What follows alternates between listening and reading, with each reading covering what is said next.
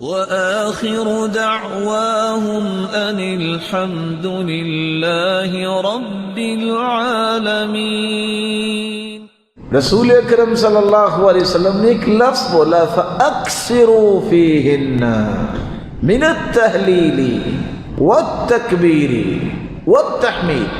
حدیث کہتی ہے کہ اگر کوئی شخص 100 مرتبہ سبحان اللہ کہہ دے، اللہ اسے 100 غلام آزاد کرنے کا اجر عطا کر دیں گے۔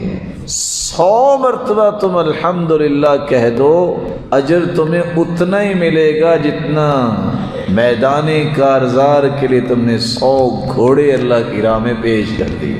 حدیث کہتی ہے اللہ اکبر 100 مرتبہ پڑھ لو گے، اللہ ساز و سامان سے لدے ہوئے 100 اونٹ اللہ کی راہ میں پیش کیے جانے پر جو اجر ملتا ہے، اللہ اتنا اجر عطا کرتا ہے۔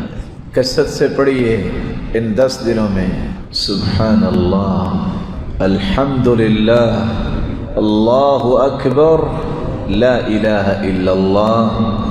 اسی حدیث کے آخر میں آتا ہے کہ لا الہ الا اللہ کثرت سے پڑھ لو، 100 مرتبہ جو لا الہ الا اللہ پڑھ لیتا ہے، اللہ زمین و آسمان کا خلا اس کے لیے نیکیوں سے بھر دیتے ہیں۔